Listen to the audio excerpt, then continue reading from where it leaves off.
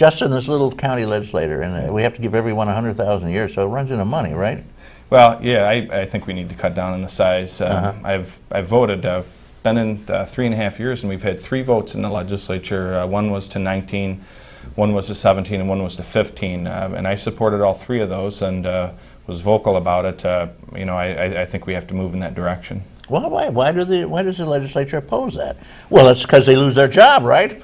Well, there's that. You know, if you go from 25 people to 15, you know, you're half of you gone just about, yeah. But you know, in the legislature, every 2 years, you have the opportunity to run for re-election, and people have an opportunity to put you back into office or to put somebody else in there. And so, it's not a permanent position by any means. And so, if we went from 25 to 15, you would have some turnover, but we have turnover every 2 years, anyways. Well, we have a lot of repetition here in Chautauqua County. For instance, I know at least 2 villages that have separate governments for the village and the town, but there's only one village in the town. Right. So why would you have a whole government for the town which only has a village in it, and it has a whole government? Isn't that crazy?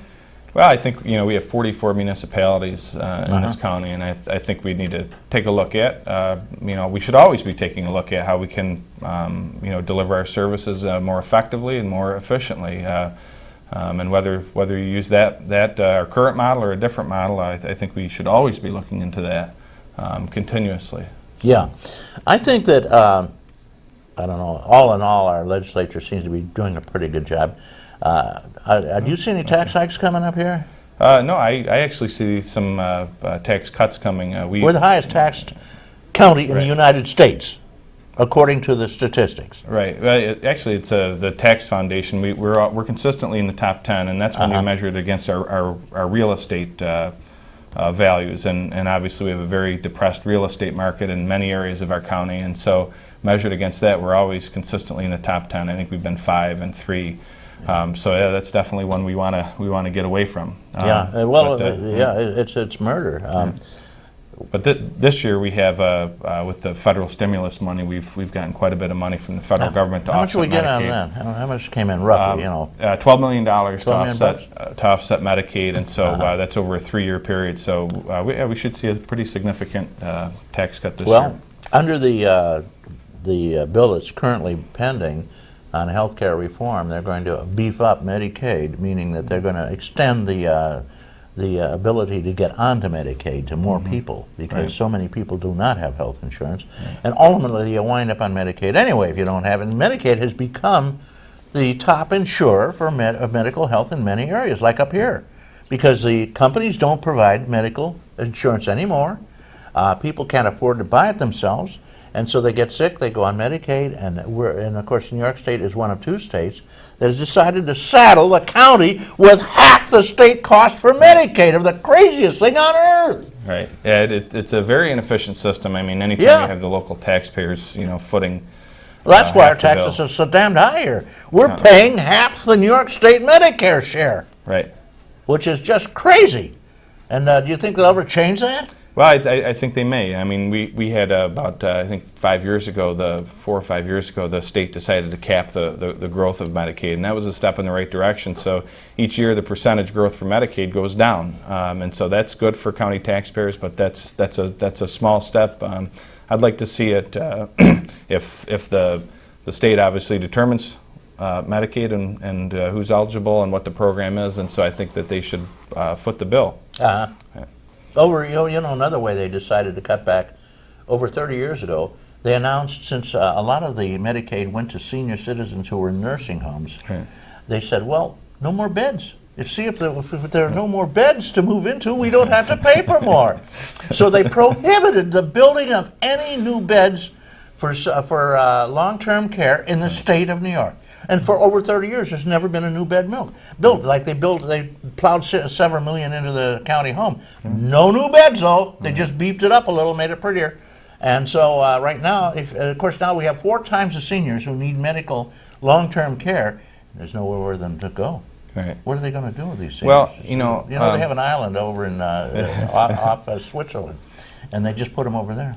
Right, and I've as you know, I've been out talking to people throughout the county, and there's a lot of stories I've heard, people who are struggling with their health care, and each story is different, and we do have a very inefficient system. Sure. And I could go on this whole show telling you all the stories I've heard of both seniors and working families who are struggling. And a lot of pieces to this fragmented system don't make sense. Yeah, especially since, again, it's all based on insurance companies. Why do you need an insurance company to decide whether you can have health care or whether you can get? I mean, it's absurd. The only country in the world that does this, Chuck. And they make $1 trillion a year off this. And nobody's going to change it because they pay them off. Well, I mean, I think if you look at it, just take for an example, an emergency room visit is one of the most expensive forms of health care we have, and yet in a lot of areas there's no disincentive not to go to the emergency room. I know within many insurance companies you have a disincentive through a higher copay, but it seems like the whole system is filled with inefficiencies, and part of it probably has a lot to do with what you're talking about. So, yeah, no question about it. We got to change this, and there is a wink of hope because, again, the Obama programs put everybody on insurance, excepting for a very small group of people, infinitely small, that have it very hard to get insurance or something, they're going to let a pool of insurance companies bid for these people, and one of the insurance companies that's going to bid for them is a federal company. Right. And who's going to? This is how we're going to slip that universal health care in, I think, because most people go for that because it's going to be cheaper. There's no profit involved. Right. And Medicaid, biggest one in the world, Yeah.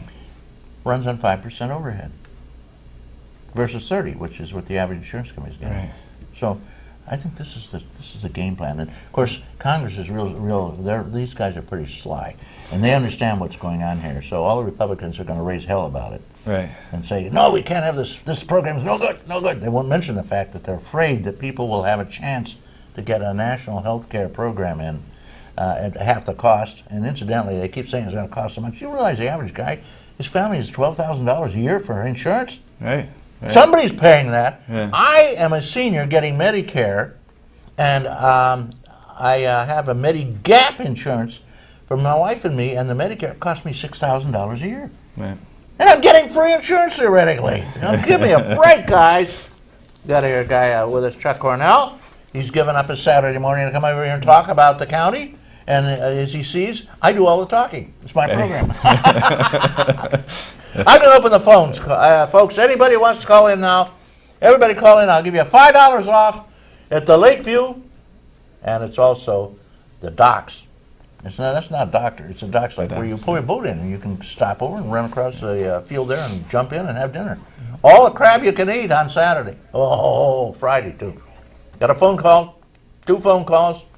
Okay. Good morning, caller. Thank you for waiting. Good morning on this beautiful so far day. Isn't it lovely out? Yes, it is. I'd like to take this opportunity to remind your callers that Westfield, New York, is having their annual giant craft fair in the Village Square. Yeah, I went through there, and there were over 2 million people milling around in that park. Exactly. I've estimated them, but it looked like it. And they have a wonderful thing where you can park your car outside of town, not locally, Right. And then there's a bus there that runs, I think, about every 20 minutes or maybe 10 minutes. I don't know. And it'll bus you right down to the park. You won't have to walk. Take you right down to the park. Mm-hmm. And then when you're ready to leave, there's always a bus going back out, and it'll take you right back to your car. Right. And it's free. And it's free, and you have the greatest driver on earth. His name is Jerry Roosh. Oh, right. And he's right. a plumber. Mm-hmm. But he also drives school buses somehow. Yeah. He's cross-trained or something. Well, it's and the and you have the fire department too. Has a booth over there with the most gorgeous, delicious Belgian waffles you ever ate, and they give them away, just about. And there's barbecued chicken. I mean, there's all kinds of things to do, to eat, and it's really a wonderful thing, especially if you're interested in arts and crafts. Absolutely. You will find something there that will catch your eye. And, I guarantee it. Oh, yeah. And hot dogs, hamburgers, kettle corn, waffles. Oh, the stuff there is outrageous. Absolutely. And taffy, everything. I've never seen such food. And, the beautiful stuff, all handcrafted. Okay. I make a suggestion. You go now because it might not be quite as good later in the afternoon. Yeah, they say around 3 o'clock there's going to be a thunderstorm. Yes, and today's So the I'm last. advising everybody over there who's set up now, break camp at about